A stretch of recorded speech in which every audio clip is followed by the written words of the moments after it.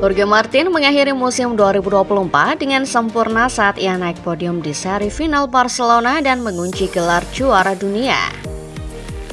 Namun setelah itu, lebih dari 8 bulan berlalu tanpa ia bisa menyelesaikan balapan.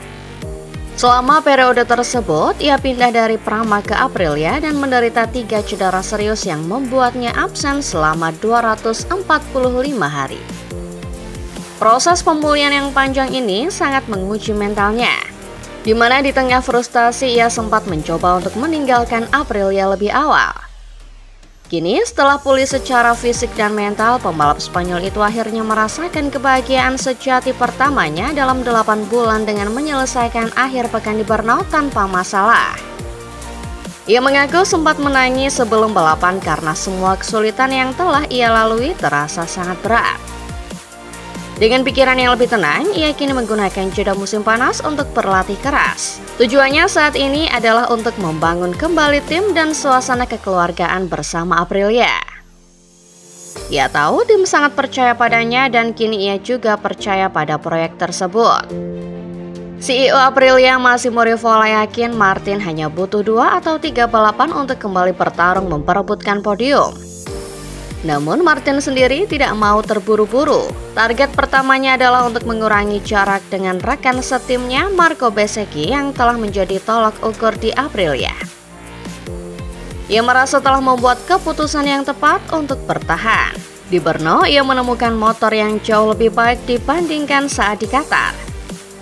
Sebuah perubahan kecil pada motor membantunya berkendara lebih halus dan sesuai dengan gayanya. Ia merasa hanya tertinggal beberapa per 10 detik per putaran dari kecepatan pemenang. Untuk sisa musim ini, tujuannya adalah meraih setidaknya 1 podium dan bersiap untuk menghadapi musim 2026.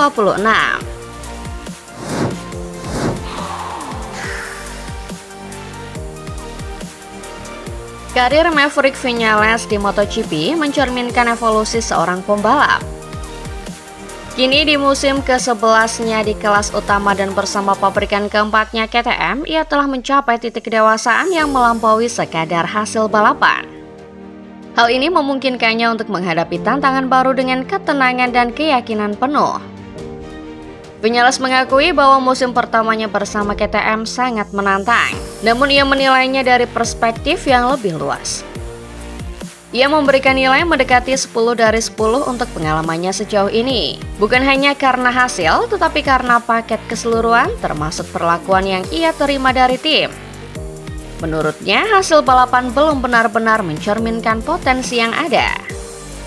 Salah satu kunci dari fase barunya ini adalah aliansinya dengan kepala mekaniknya Manu Kasok, yang ia sebut sebagai teknisi terbaik di pedok. Kehadiran Kasok di KTM adalah syarat mutlak baginya. Ia juga menyoroti pentingnya tim uji coba, terutama Dani Pedrosa. Viñales merasa feelingnya terhadap motor sangat mirip dengan Pedrosa yang memberinya keyakinan bahwa ia berada di jalur pengembangan yang benar. Setelah lebih dari 1 dekade di MotoGP, pengalaman telah mengajarinya untuk mengelola emosi dan kapan harus menekan. Ambisinya untuk menang masih utuh, tetapi kini ia lebih bijaksana. Ketenangan ini terbukti saat KTM dilanda ketidakpastian finansial, di mana ia memilih untuk percaya pada proses daripada panik. Menatap masa depan, ia menyambut baik perubahan regulasi pada tahun 2027 yang akan mengurangi bantuan elektronik. Ia yakin hal ini akan menguntungkan pembalap sepertinya karena talenta akan kembali menjadi pembeda utama. Saat ini ia merasa berada dalam kondisi mental terbaik, di mana ia sangat percaya pada bakat dan kemampuannya.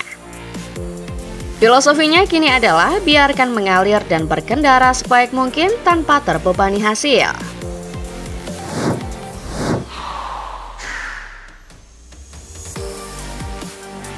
Johann Zarco tampak sangat kelelahan setelah berhasil meraih kemenangan keduanya secara beruntun di ajang Suzuka Awards dalam kondisi cuaca yang sangat panas dan menyengat. Pembalap LCR Honda MotoGP itu terpaksa harus berkompetisi hanya sebagai duo bersama rekan setimnya dari Jepang, Takumi Takahashi. Hal ini terjadi karena pembalap ketiga mereka, Xavi Wiertz, tidak dapat ambil bagian dalam balapan ketahanan klasik tersebut karena alasan prosedural. Konsekuensinya baik Zarko maupun Takahashi harus membalap selama hampir 4 jam di sirkuit Suzuka dengan waktu istirahat yang sangat singkat di antara sesi mereka. Sementara itu, tim-tim rival memiliki kondisi yang tidak terlalu berat karena berkompetisi dengan 3 pembalap. Namun, panas yang menyengat pada akhirnya tidak menjadi penghalang bagi keduanya. Mereka berhasil mengulang kesuksesan tahun 2024 dan meraih kemenangan. Zarko yang menyelesaikan sesi terakhir melewati garis finish dengan keunggulan 34 detik dari rival MotoGP-nya Jack Miller yang membalap untuk tim Yamaha. Setelah balapan, Zarko terlihat sangat terkuras tenaganya. Ia menjelaskan bahwa balapan terasa sangat sulit karena cuaca yang terlalu panas dan waktu pemulihan yang sangat singkat. Meskipun begitu, ia merasa kecepatan mereka cukup baik. Ia juga memuji Takahashi yang selalu tampil impresif di setiap sesinya. Zarko berharap tahun depan mereka bisa kembali dengan 3 pembalap. Meskipun kondisinya sangat berat, ia mengaku menikmati balapan ini dan menyebutnya sebagai liburan spesial. Sementara itu bagi Takahashi, ini adalah kemenangan ke-7 dalam karirnya di Suzuka. Sebuah rekor baru yang semuanya ia raih bersama Honda. Ia juga mengungkapkan rasa lelahnya yang luar biasa dan berterima kasih kepada Zarko dan seluruh tim.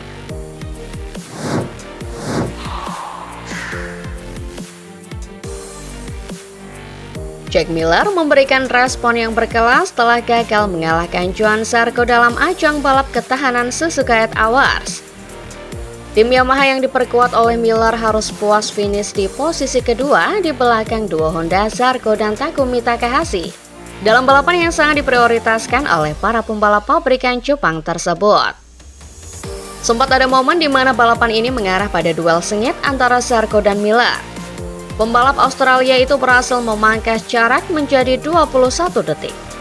Namun, Zarco dengan brilian merespon dengan mencatatkan putaran tercepat. Harapan bagi Yamaha sempat muncul kembali ketika safety car menghapus keunggulan Honda, yang membuat pembalap mereka Andrea Locatelli sempat memimpin.